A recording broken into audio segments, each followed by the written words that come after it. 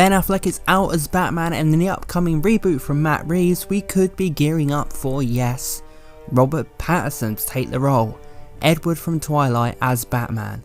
But you know what, this might not be the end of the world guys, there's a true possibility in my mind that Robert Pattinson could indeed kill it as the Dark Knight. I like him already. Hi, I'm Jim, welcome back to My Movie Obsession, a place for film obsessives, and yes, Ben Affleck is out guys.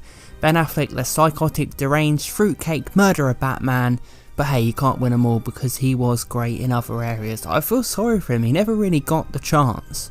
He was a great Batman, he had a great costume, he was a great Bruce Wayne, he looked the part, the bits and pieces were there, but there just never was the fulfillment of a brilliant Batman in his own movie. As I've always said, they should have done a Ben Affleck Batman movie before Batman v Superman. And it's kind of a waste, Ben Affleck's Batman, because now that he's gone, you're looking back wondering, you know, what could have been. Oh shit.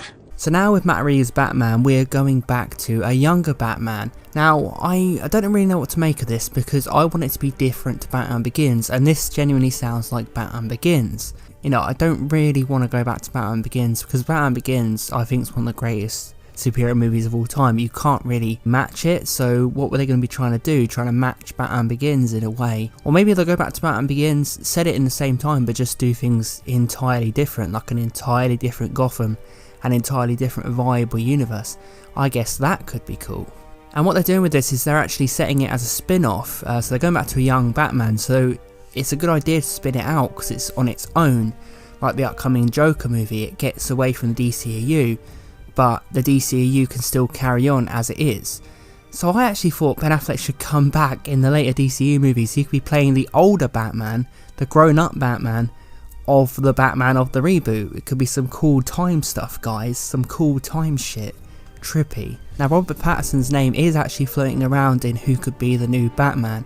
Yes, he's the annoying emo vampire kid from Twilight. How old are you? 17. How long have you been 17? A while. But like Zac Efron, he's gone on to make something of himself, and it seems like when these teen stars mature, for example, like Leonardo DiCaprio is one of the biggest examples of this, they end up becoming something special and something more. I think DiCaprio is the ultimate example of this. You know, people didn't think that he could do anything, people didn't think he was capable. Now look at Zac Efron. Zac Efron's a massive actor, and you've got other actors who, you know, started off young and have gone on to grow into incredible actors. And I think that Pattinson does actually look interesting. He could bring a brooding intensity, but a vulnerability as well to Batman. I just think like he has that edge. He looks tortured. He looked tortured in Twilight. He looked tortured in a few of the movies he's done. This is where you can really harness that. You know, it's a young, tortured, vulnerable Batman, and it's kind of Robert Pattinson getting to do a genre film and actually do it right. As long as Batman doesn't sparkle, it's fine with me, guys. Bad joke, I know. He's gone on to do some good performances, and I feel like for a character-based piece, you know what, I wouldn't be opposed to this. I like films where actors kind of break out of what they're known for and become iconic, and this could be kind of Robert Pattinson's way of literally say F you to everyone who hated Twilight. He could turn around and say, you know what, you hate Twilight, I hated it too guys, I'm gonna do Batman now, just to fucking throw it in your face, because I didn't like the shit either. The guy has dissed Twilight many times. Robert Pattinson is a good actor guys, and I think he has the pain behind the eyes. I think he looks mysterious enough, the haunted Bruce Wayne. We could go back to maybe a Michael Keaton vibe with this. Come on, let's get nuts. The more obvious choice that's being thrown around is Armie Hammer, and he'd be a really great looking Bruce Wayne. He's the more traditional. He was actually considered for the Justice League movie a number of years back in 2008, Justice League Mortal, when the Justice League pitches were bloody bonkers and nonsensical bollocks, so thank God he didn't take it. Armie Hammer's Bruce Wayne was meant to be absolutely psychotic and paranoid, so an early version of Ben Affleck's Batman, I guess. Armie Hammer, for me, I would probably go for him as the safe option. I actually think that he's the perfect age for it.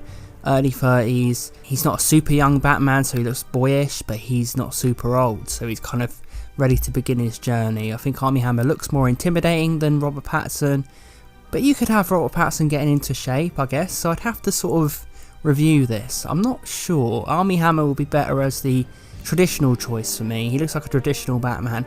Robert Pattinson's the more experimental choice. There's something intriguing about Robert Pattinson for me being considered for Batman. So what do you guys think? What's your early thoughts on the Batman? You know, do you think it's going to be too similar to Batman Begins, or do you think going back to the Batman Begins sort of vibe and changing things up, but making sort of the same movie but with a different kind of style of universe could be really interesting?